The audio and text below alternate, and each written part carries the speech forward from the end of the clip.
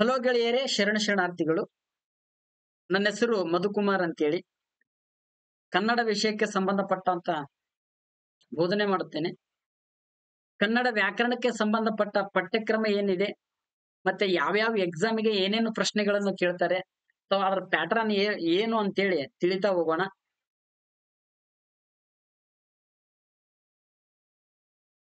S ನೋಡ್ರಿ, ಮೊದಲ ಬಾರಿಗೆ ನಿಮಗೆ ಕನ್ನಡ ಅಂತ ಬಂದಾಗ, ಕನ್ನಡ ನೀವು ಒಂದು ಸಲ ನೀವು ಅಭ್ಯಾಸ ಮಾಡಿದ್ರೆ ಪರಿಪೂರ್ಣ. ಫಸ್ಟ್ ಏನ್ ಮಾಡ್ಬೇಕಂದ್ರ ಕನ್ನಡವನ್ನು ನೀವು ಮುಗಿಸ್ಬಿಡ್ಬೇಕು, ಒಂದು ಸಬ್ಜೆಕ್ಟ್ ಅನ್ನ.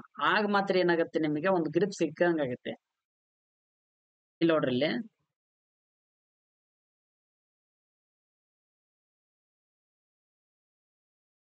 ಇಲ್ಲಿ ನೋಡ್ರಿ, KPSC ಏನದರ ಎಕ್ಸಾಮ್ ನಡೆಸಿದಾರ 35 ಇರ್ತ ಗ್ರೂಪ್ ಸಿ ಗೆ. KEA ಈ ಬೋರ್ಡ್ ಎಕ್ಸಾಮ್ ನಡೆಸಿದ್ರೆ 30 ಹಂಗಿರ್ತ ಗ್ರೂಪ್ ಸಿ ಗೆ. ಈಗ ವಿಲೇಜ್ ಅಕೌಂಟ್ ಅಂತ ಹೇಳಿ, ವಿಲೇಜ್ ಅಕೌಂಟ್ VA 25 ಅಂಕ ಕನ್ನಡಕ್ಕೆ ಇರುತ್ತ. ಇದೇ KPSC ಅವ್ರನ್ನು ಏನಾರ SDA FDA ನಡೆಸಿದ್ರ 100 ಅಂಕಕ್ಕೆ ಇರುತ್ತೆ. ನೆಕ್ಸ್ಟ್ ಈ PDO ಆಗಿರ್ಬೋದು, PDO ಕಾಮರ್ಸ್ ಮೇಲೆ ಇಲ್ಲೊಂದು ಪೋಸ್ಟ್ ಬರುತ್ತೆ, SDAA. ಇದಕ್ಕ 30 ಅಂಕದ ಪ್ರಶ್ನೆಗಳು ಇರ್ತಾವ. ಅಂದ್ರೆ ಕನ್ನಡ ಸಾಹಿತ್ಯಕ್ಕೆ ಸಂಬಂಧಪಟ್ಟ ಈ ತರ ಪ್ರಶ್ನೆಗಳನ್ನು ಕೇಳ್ತಾ ಇರ್ತಾರೆ. ಸೊ ನೀವೇನ್ ಮಾಡ್ಬೇಕಂತಂದ್ರ, ಒಂದು ಸರಿ ಕನ್ನಡವನ್ನು ಅಭ್ಯಾಸ ಮಾಡಿದ್ರೆ, ಒಂದು ಸಲ ನೀವು ಆಲ್ಮೋಸ್ಟ್ ಆಲ್ ನಾ ಈ ಸ್ಲೈಡ್ ಅಲ್ಲಿ ಯಾವುದೇ ಪ್ರಶ್ನೆಯನ್ನು ಮಿಸ್ ಆಗದೆ ಅಂತ ನಾನು ಸ್ಲೈಡ್ ಮಾಡಿರ್ತೀನಿ. ಆ ಸ್ಲೈಡ್ ಅಲ್ಲಿ ಪಾಯಿಂಟ್ ಇರಬೇಕು. ಬೇರೆ ಬೇರೆ ಒಂದು 4 ಪುಸ್ತಕ ರೆಫರ್ ಮಾಡಿ ನಾನು ರೆಫರ್ ಮಾಡಿರ್ತೀನಿ. ಆಮೇಲೆ ಕೆಲವೊಂದು PDF ಗಳಾಗಿರ್ಬೋದು, ಗೌರ್ಮೆಂಟ್ ಬುಕ್ಸ್ ಆಗಿರ್ಬೋದು. ಸೊ ಈ ರೀತಿ ಪ್ಯಾಟರ್ನ್ ಇರ್ತವೆ. KPS ಆಗಿರ್ಬೋದು, KEA ಈ ತರ. ನೆಕ್ಸ್ಟ್ SDA, ಆಮೇಲೆ PDO ಎಕ್ಸಾಮ್ಗೆ ಕನ್ನಡ ಸಾಹಿತ್ಯಿಕ ಪ್ರಶ್ನೆಗಳನ್ನು ಕೇಳ್ತಾರೆ. ಬನ್ನಿ, ಈ ಒಂದು ತರಗತಿಯಲ್ಲಿ ಕನ್ನಡ ವ್ಯಾಕರಣ ಸಂಬಂಧಪಟ್ಟಂತ ಮೊದಲ ಒಂದು ತರಗತಿಯಲ್ಲಿ ಪಠ್ಯಕ್ರಮ ಏನು ಅಂತೇಳಿ ನೋಡ್ತಾ ಹೋಗೋಣ.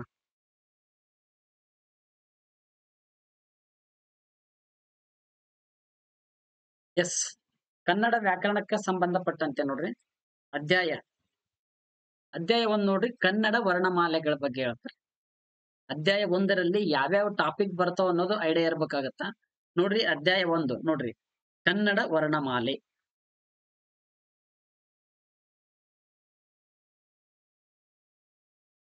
ನೋಡ್ರಿ, ಕನ್ನಡ ವರ್ಣಮಾಲೆ ಮೂಲತವಾಗಿ ನೋಡ್ತಾ ಹೋಗೋಣ.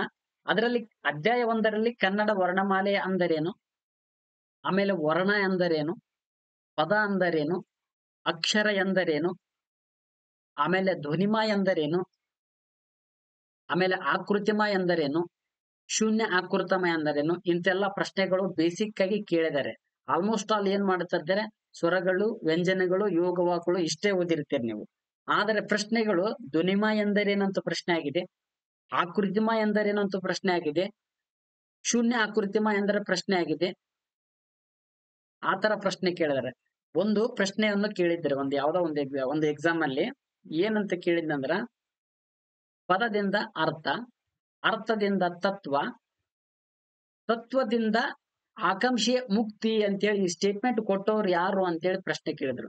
ಇಂಥ ಸ್ಟೇಟ್ಮೆಂಟ್ಗೆ ಪ್ರಶ್ನೆಗಳನ್ನು ಕೇಳ್ತಿರ್ತಾರೆ. ಅಧ್ಯಾಯ 1ರಲ್ಲೇ ಬರ್ತಾವ ಅವೆಲ್ಲ.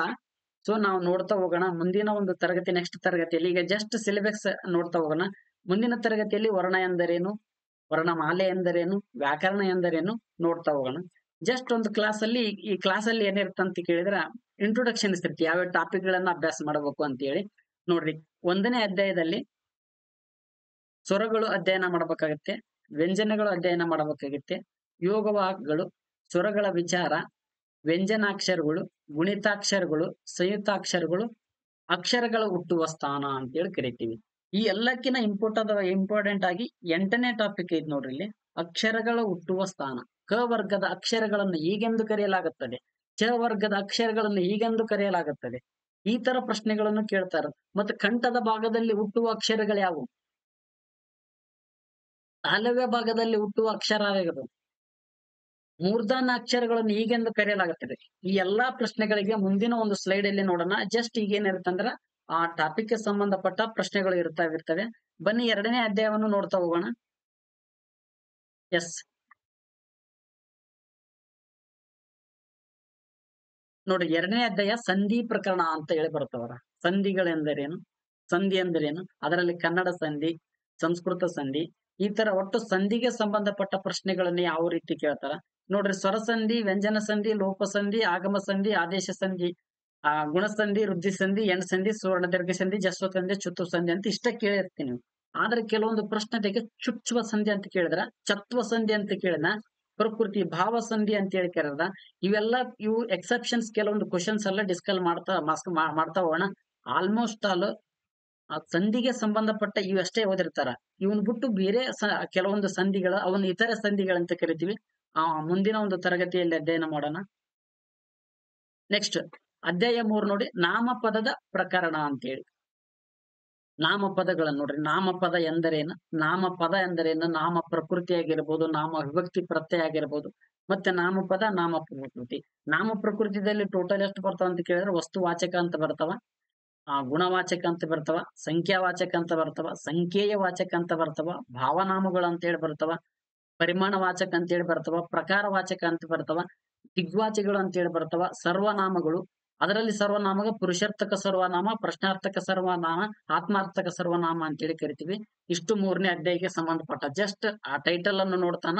ಮುಂದಿನ ಅಧ್ಯಯನದಲ್ಲಿ ಅಧ್ಯಾಯವಾರು ಅದನ್ನ ಡೆಪ್ತ್ ಆಗಿ ತಿಳ್ಕೊಂತ ಹೋಗೋಣ.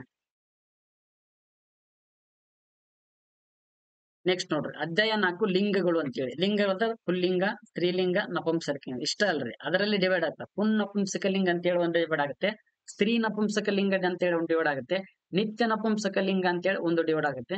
ಒಟ್ಟು ಪುಲ್ಲಿಂಗ, ಈ ತರ ಲಿಂಗಗಳನ್ನು ನೆಕ್ಸ್ಟ್ ಅಧ್ಯಾಯದಲ್ಲಿ ನೋಡ್ತಾ ಹೋಗೋಣ. ನೋಡ್ರಿ, ಪುಲ್ಲಿಂಗ, ಸ್ತ್ರೀಲಿಂಗ, ನಪುಂಸಕ ಲಿಂಗ ಒಂದೊಂದು 3 ರೀತಿಯಲ್ಲಿ ಪ್ರಯೋಗವಾಗಿರ್ತವ. ನೀನು ತಂದೆ, ನೀನು ತಾಯಿ, ನೀನು ಪಶು, ಈ ತರ ಏನಾರ ಪದಗಳ ಬಳಕೆ ಆದರೆ ಅವುಗಳನ್ನು ವಾಚ್ಯಲಿಂಗ ಅಂತೇಳಿ ಕರೀತಾರೆ. ಪ್ರಶ್ನೆ ಆಗಿದೆ, ಪುಲ್ಲಿಂಗ, ಸ್ತ್ರೀಲಿಂಗ, ನಪುಂಸಕಲಿಂಗ 3 ರೀತಿಯಲ್ಲಿ ಪ್ರಯೋಗಪಡುವ ಶಬ್ದಗಳನ್ನು ಹೀಗೆಂದು ಕರೆಯಲಾಗುತ್ತದೆ. ಯಾವ್ದಂದ್ರ ವಾಚ್ಯಲಿಂಗ. ವಾಚ್ಯಲಿಂಗ ಅಂತೇಳಿ ಕೇಳೋದ್ ಬಿಟ್ಟು ಬೇರೆ ಒಂದಿಟ್ಟು ಇದಕ್ಕೆ ವಿಶೇಷ ಅಧಿನಾಲಿಂಗ ಅಂತೇಳಿ ಕರಿತೀವಿ ನಾವು. ಬನ್ನಿ, ವಚನಗಳು ಅಂತೇಳಿ ಬರ್ತವೆ, ವಿಭಕ್ತಿ ಪ್ರತ್ಯಯ ಬರ್ತವೆ, ನಾಮ ಪ್ರಕೃತಿಗಳಿಗೆ ನಾಮ ವಿಭಕ್ತಿ ಪ್ರತ್ಯಯಗಳು ಅರ್ಥವನ್ನು ಪ್ರಯೋಗಿಸಲ್ಪಡ್ತವೆ, ವಿಭಕ್ತಿ ಪಲ್ಲಟ ಅಂತೇಳಿ ಕರಿತೀವಿ. ಆ 4ನೇ ಅಧ್ಯಾಯ ಲಿಂಗಗಳ ನೋಡ್ತಾ ಹೋಗ್ತೀವಿ. ನೆಕ್ಸ್ಟ್ ನೋಡ್ರಿ, ಅಧ್ಯಾಯ ನೋಡ್ರಿ. ಅಧ್ಯಾಯ 5ಗೆ ಸಂಬಂಧಪಟ್ಟ ಪ್ರಶ್ನೆಗಳು ನೋಡ್ತಾ ಹೋಗೋಣ. ಪ್ರಶ್ನೆ ಅನ್ನಕ್ಕೇನು, ಸಮಾಸಗಳು ಅಧ್ಯಾಯ 5 ಬರುತ್ತೆ. ಎಸ್, ಸಮಾಸಗಳು ಬರುತ್ತೆ, ತದ್ದಿತಾಂತಗಳು, ಕೃದಂತಗಳು, ದ್ವಿರುಕ್ತಿಗಳು, ಜೋಡು ನುಡಿಗಳು, ಅನುಕರಣಗಳು, ತತ್ಸಮ ತದ್ಭವ, ಅನ್ಯದೇಶ ಪದಗಳು, ಗ್ರಾಂಥಿಕ ರೂಪ, ವಾಕ್ಯ ಪ್ರಕಾರಗಳು, ಪದಗಳ ಅರ್ಥ. ಈ ಪದಗಳ ಅರ್ಥ ಇಂಪಾರ್ಟೆಂಟ್ ಇದೆ. ಈ ಪದಗಳ ಅರ್ಥ ಬೇಕಾದ್ರಂದ್ರ 5ರಿಂದ 12ನೇ ತರಗತಿ ಪುಸ್ತಕಗಳ ಪದಗಳ ಅರ್ಥ ಏನೈತಲ್ಲ, ಅದೇ ಪದಗಳ ಅರ್ಥಗಳನ್ನು ಕೇಳ್ತಿರ್ತಾರೆ. 5ರಿಂದ 12ನೇ ತರಗತಿ ಪುಸ್ತಕ ಅಭ್ಯಾಸ ಮಾಡ್ಲೇಬೇಕು. ಪಠ್ಯ ಪುಸ್ತಕದ ಹಿಂದುಗಡೆ ಇರತಕ್ಕಂತ ಕನ್ನಡ ಸಾಹಿತ್ಯ ಮತ್ತು ಪದಗಳ ಅರ್ಥ, ಅಲ್ಲಿರ್ತಕ್ಕಂಥ ಗ್ರಾಮರ್ ಕಂಪ್ಲೀಟ್ ಆಗಿ 1ನೇ ಸ್ಟೆಪ್ ಕಂಪ್ಲೀಟ್ ಆಗಿರ್ಬೇಕು. ನೀವು 5ರಿಂದ 12ನೇ ತರಗತಿ ಪುಸ್ತಕಗಳನ್ನು ಅಭ್ಯಾಸ ಮಾಡ್ಬೇಕು. ಅಂದ್ರೆ ನಿಮಗೊಂದು ಐಡಿಯಾ ಬರುತ್ತೆ. ಇಡೀ ಒಂದು ಪಾಠದ ಹಿಂದುಗಡೆ ಒಂದು ಕನ್ನಡ ಸಾಹಿತ್ಯ ಇರುತ್ತೆ, ಗ್ರಾಮರ್ ಇರುತ್ತೆ, ಸಮಾನಾರ್ಥಕ ಪದ, ವಿರುದ್ಧಾರ್ಥಕ ಪದ, ಅನ್ಯದೇಶ ಪದ, ತತ್ಸಮ, ತದ್ಭವ, ನಾನಾರ್ಥಕ ಎಲ್ಲಾ ಪದಗಳ ಒಂದಿರುತ್ತೆ. ನೀವೇನ್ ಮಾಡ್ಬೇಕಂತ ಕೇಳಿದ್ರೆ 5ರಿಂದ 12ನೇ ತರಗತಿ ಫಸ್ಟ್ ಆಗಿ ಅಭ್ಯಾಸ ಮಾಡ್ಬೇಕಾಗುತ್ತೆ. ವಿಭಕ್ತಿ ಪ್ರತ್ಯಯಗಳಾಯ್ತು, ಲೇಖನ ಚಿಹ್ನೆಗಳು ಕೇಳ್ತಿರ್ತಾರೆ ನೋಡಿ. ಲೇಖನ ಚಿಹ್ನೆಗಳು ಅತ್ಯಂತ ಮಹತ್ವ. ಆಮೇಲೆ ಅವ್ಯಯಗಳು ಬರ್ತಾವ, ಕ್ರಿಯಾಪದ ಬರ್ತಾವ, ಆಮೇಲೆ ಕಾಲಗಳು ಅಂತ ಬರ್ತಾವ. ಕಾಲಗಳಂತಂದ್ರೆ ಕಾಲದಲ್ಲಿ ಮತ್ತೆ ಬಹಳಷ್ಟು ಪ್ರಕಾರಗಳನ್ನು ಹೊಸಗನ್ನಡದ ರೂಪ ಅಂತೇಳಿ ಬರುತ್ತ. ಆತರ ಪ್ರಶ್ನೆಗಳಂತ ಕರೀತಾರೆ. ಆಮೇಲೆ ಸರಿಯಾದ ಪರದಾಗ ಅಂತ ಕೇಳ್ತಾರೆ. ಫಾರ್ ಎಕ್ಸಾಂಪಲ್ ನೋಡ್ರಿ, ಇಲ್ಲಿ ಆಲ್ಮೋಸ್ಟ್ ರೂಢಿಗತವಾಗಿರುತ್ತದೆ. ಚಳುವಳಿ ಅಂತೇಳಿ ಈ ಪದ ಆಲ್ಮೋಸ್ಟ್ ಅಲ್ಲಿ ಎಲ್ಲರೂ ಏನ್ ಮಾಡಿರ್ತಾರ, ಚಳುವಳಿ ಪದ ಬಳಸ್ತಾರೆ. ಆದರೆ ಅದು ಸರಿಯಾದ ಪದ ಕೇಳಿದ್ರೆ ಚಳವಳಿ. ನೆಕ್ಸ್ಟ್, ತಿಳುವಳಿಕೆ ಪದ ಬಳಸ್ತಾರ. ತಿಳುವಳಿಕೆ ತಪ್ಪದು, ತಿಳಿವಳಿಕೆ ನೋಡ್ರಿ. ಈ ತರ ಸರಿಯಾದ ಪದಗಳ ಸಂಪತ್ತು ಈ ಒಂದು ಬೆಳೆಸ್ಕೋಬೇಕಾಗತ್ತೆ. ಆ ಸರಿಯಾದ ಪದಗಳು ಯಾವ್ಯಾವ ಅನ್ನೋದು ಈ ನೆಕ್ಸ್ಟ್ ಸ್ಲೈಡ್ ಅಲ್ಲಿ ತರಗತಿ ನೋಡ್ತಾ ಹೋಗೋಣ. ಛಂದಸ್ಸು ಆಗಿರ್ಬೋದು, ಅಲಂಕಾರ ಆಗಿರ್ಬೋದು. ಇವತ್ತಿನ ಒಂದು ಪಠ್ಯಕ್ರಮದಲ್ಲಿ ಇಷ್ಟು ಅಧ್ಯಾಯಗಳನ್ನ ಅಧ್ಯಯನ ಮಾಡ್ತೀವಿ. ಕನ್ನಡಕ ಸಾಹಿತ್ಯಕ್ಕೆ ಸಂಬಂಧಪಟ್ಟ ಪ್ರಶ್ನೆಗಳು ಕೇಳ್ತಿರ್ತಾರೆ. ಕನ್ನಡ ಸಾಹಿತ್ಯಕ್ಕೆ ಸಂಬಂಧಪಟ್ಟಂತ ಫಸ್ಟ್ ಗ್ರಾಮರ್ ಅನ್ನು ಮುಗಿಸಿ ಕನ್ನಡ ಸಾಹಿತ್ಯಕ್ಕೆ ಸಂಬಂಧಪಟ್ಟ ಪ್ರಶ್ನೆ. ಒಟ್ಟು ಕನ್ನಡವನ್ನು 3 ರೀತಿ ಡಿವೈಡ್ ಆಗುತ್ತೆ.